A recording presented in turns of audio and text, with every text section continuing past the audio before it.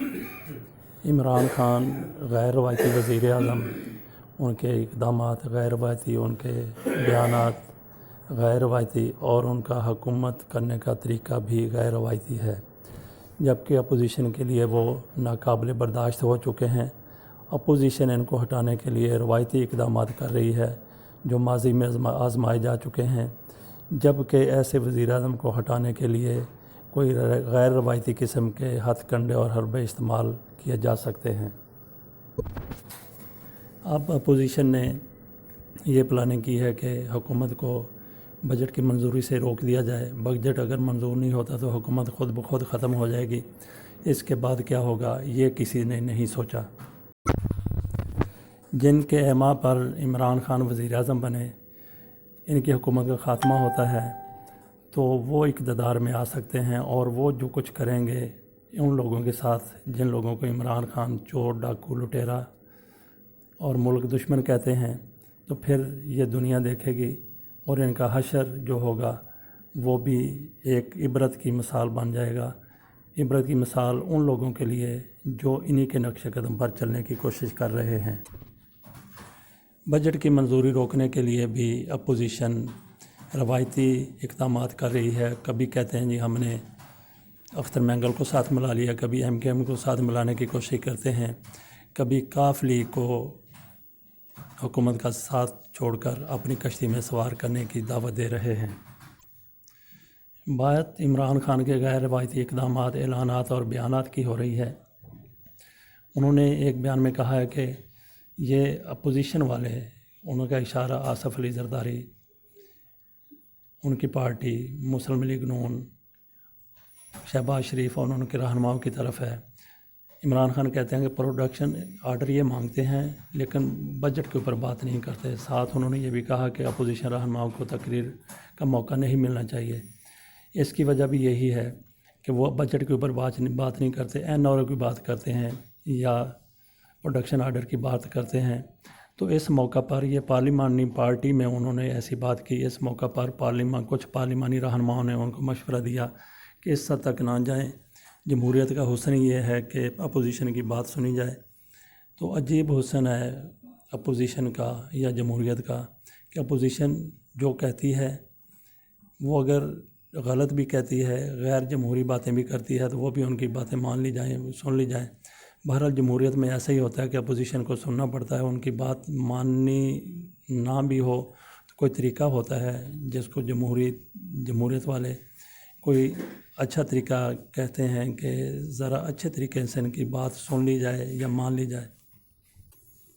لیکن دیکھنا یہ بھی ہے کہ اپوزیشن کیا کہتی ہے۔ اپوزیشن کا دیکھ لیجئے کہ الزامات کے اوپر الزامات اور جھوٹے الزامات، بے بنیاد الزامات حکومت کے اوپر،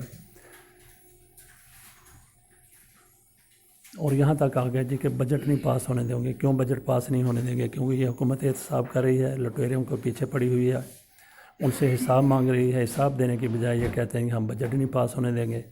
تو بہرحال بجٹ پاس کرنا کوئی مشکل نہیں ہے، ناممکن نہیں ہے۔ بجٹ کا ہوتا یہی ہے کہ بجٹ جس دن منظوری لینی ہے بجٹ کی، اس دن جتنے لوگ ہوں ان میں سے آدھے سے ایک زیادہ بندہ، فار ایگزامپل وہاں اس دن 150 لوگ ہیں تو 76 بجٹ کے حق میں ووٹ دے دیں تو بجٹ پاس ہو جائے گا۔ اگر اتنے لوگ نہیں ہو سکتے تو پھر حکومت کا خاتمہ ہو جائے گا۔ اپوزیشن یہی چاہتی ہے کہ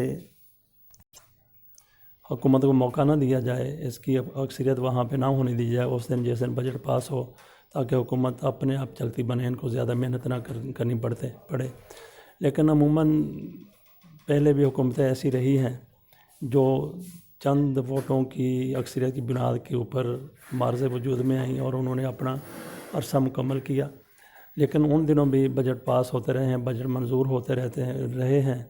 طریقہ کار یہ ہوتا ہے کہ حکومت کوشش کرتی ہے کہ اس دن بجٹ کی منظوری لی جائے جس دن اپوزیشن کے لوگ کم ہوں، اور اب تو اپوزیشن والے بڑے دھڑلے سے وہاں پہ موجود ہوں گے، اس دن کا انتظار کریں گے کہ حکومت جس دن بجٹ منظور کروانا چاہتی ہے اس دن اس کی اکثریت نہ ہونے دی جائے۔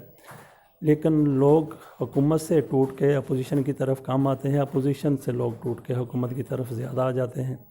تو ان کے کچھ حامیوں کو، حواریوں کو یہ خوش فہمی ہے کہ اس دن اختر مینگل ان کے ساتھ مل جائیں گے ایم کیو ایم مل جائے گی، کاف لیگ مل جائے گی، یا ایک دو اور آزاد امیدوار ہیں وہ ان کے ساتھ مل جائیں گے۔ کیوں مل جائیں گے؟ یہ ان کو کیا سبز باغ دکھائیں گے؟ اس کا ان کے پاس کوئی جواب نہیں ہے، کوئی جواز نہیں ہے، جبکہ حکومت کے پاس تو کرنے کے لیے بہت کچھ ہے۔ بے اصولی حکومت کر سکتی ہے، جو کہ اس حکومت کو نہیں کرنی چاہیے، جو اپنے آپ کو اصولوں والی حکومت کہتی ہے۔ ہم اصولوں کے اوپر چلتے ہیں، میرٹ کے اوپر چلتے ہیں۔ بہرحال یہ حکومت شیخ رشید نے ایک اشارہ کیا ہے کہ اپوزیشن کے کچھ لوگوں کو صرف یہ کہہ دیا جائے گا کہ وہ اس دن حاضر نہ ہوں، تو پھر بھی جو ان کے ہاکس ہیں اپوزیشن کے، جن کا یقینی ہے وہاں پہ ہونا، وہ دیکھ لیجئے کس طرح سے وہاں سے غائب ہوتے ہیں، کس طرح سے ان کی مرگیں ہوتی ہیں، کس طریقے سے وہ بہانے بازی کرتے ہیں۔ تو یہ ایک طریقہ کار ہے حکومت کے پاس بجٹ کو پاس کروانے کا۔ دوسرا، قومی اسمبلی میں حکومت نے وہی طریقہ اختیار کیا ہے جس کو آپ غیر روایتی کہہ سکتے ہیں، غیر جمہوری کہہ سکتے ہیں، کہ پہلی دفعہ دیکھا گیا ہے کہ اپوزیشن کو حکومتی ارکان تقریریں نہیں کرنے دے رہے۔ بہرحال جب غیر روایتی معاملات ہوں تو پھر اس طریقے سے حکومتیں بھی غیر روایتی ہتھ کنڈے اور حربے استعمال کرتی ہیں۔ بجٹ کی منظور نہ ہونے دینے کا اتفاق بلاول اور مریم کی ملاقات کے دوران ہوا تھا۔ تو مولانا فضل الرحمان کی امامت میں پیپلز پارٹی اور مسلم لیگ نون وہ نمازیں بھی ادا کرنے کے لیے تیار ہو گئی ہیں جو ان کی قضا ہو چکی ہیں، جو کچھ بہت پہلے کر لینا چاہیے تھا۔ اب یہ بعد از خرابی بسیار کرنے کی کوشش کر رہے ہیں۔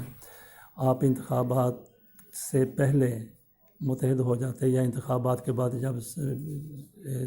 جب وزیر اعظم منتخب ہونا تھا اس وقت بھی یہ لوگ متحد نہیں ہوئے، اور کب متحد جا کے ہوئے ہیں؟ جب انہوں نے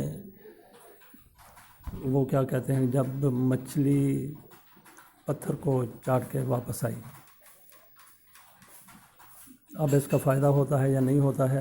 تو مریم نواز بھی، ان کے بھی بیانات دیکھ لیں کہ وہ تضحیک آمیز ان کی بیانات جاری ہیں۔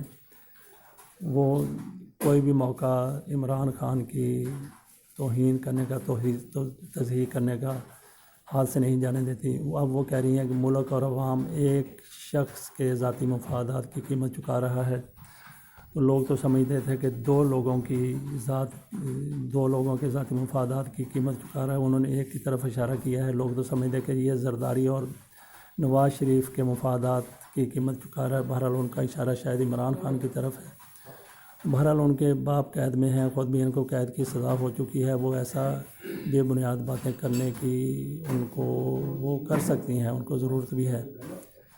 ادھر دیکھ لیں کہ یہ نائب صدر بنی ہے، معاملہ الیکشن کمیشن میں گیا ہے، تو وہاں انہوں نے جو ٹیکنیکل وجہ وہاں پہ جا کے بیان کی، ان کے وکلاء نے، کوئی شرم ہوتی ہے، کوئی حیا ہوتی ہے، اس کا انہوں نے بالکل جنازہ نکال دیا۔ وہاں انہوں نے کہا جی کہ یہ دیکھیں جی کہ وہ مریم نواز تو نائب صدر ہے ہی نہیں مسلم لیگ نون کی، اگر ہیں تو یہ پھر جو پارٹی ان کے بارے میں ریفرنس یہاں پہ لائی ہے، کیس یہاں پہ لائی، انہوں نے کہا جی وہ اس کا نوٹیفیکیشن دکھائیں ان کی صدارت کا۔ یہ نوٹیفیکیشن آپ لوگوں نے پیش کرنا تھا، یہ ان کو کہہ رہے ہیں کہ نوٹیفیکیشن لائیں۔ اپوزیشن مل کے مولانا فضل الرحمان کو پھر آگے لگایا ہے، اور وہ کہتے ہیں جی کہ اسی ماہ کے آخر میں، بلکہ 26 یا 25 جون کی انہوں نے تاریخ دے دی ہے جب اے پی سی ہوگی۔ تو اب دیکھنا ہے کہ اے پی سی کا کیا منطقی انجام، کس منطقی انجام تک اس کی تشکیل پہنچتی ہے۔ پہلے بھی ایسے بڑے اعلانات ہوئے ہیں لیکن وہ ناکام رہے ہیں۔ دراصل مسلم لیگ نون اور پیپلز پارٹی ایک دوسرے کے اوپر اعتبار کرنے کے لیے تیار نہیں ہے، اعتماد کرنے کے لیے تیار نہیں ہیں۔ بلاول نے پھر کہا ہے کہ امید ہے کہ مریم نواز نے جو کچھ باتیں کی ہیں وہ سچی ہوں گی اور اس کے اوپر وہ قائم رہیں گی۔ اس سے بھی آپ اندازہ لگا لیں گے کس قدر بد اعتمادی ہے۔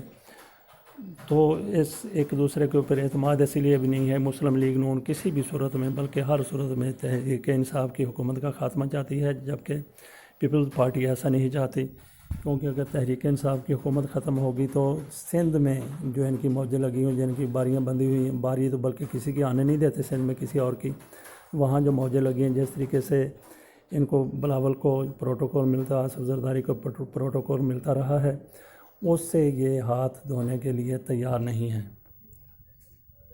تو اگر بجٹ منظور نہیں ہوتا، مرکز میں حکومت جائے گی تحریک انصاف کی، تو باقی حکومتیں بھی ڈی اسٹیبل یقیناً ہوں گی۔ اس چیز کا سب سے زیادہ احساس بلکہ اس چیز کا احساس تو سب کو ہے، لیکن اس سے سب سے زیادہ نقصان تحریک انصاف کے بعد جس کو پہنچ سکتا ہے وہ پیپلز پارٹی ہے، اور پیپلز پارٹی اپنا یہ نقصان برداشت کرنے کے لیے تیار نہیں ہے۔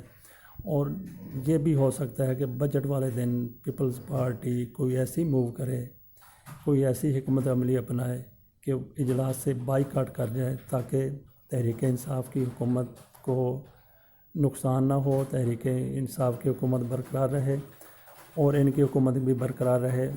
سندھ میں پیپلز پارٹی کی حکومت کے طوطے کی جان مرکز میں تحریک انصاف کی حکومت میں ہے۔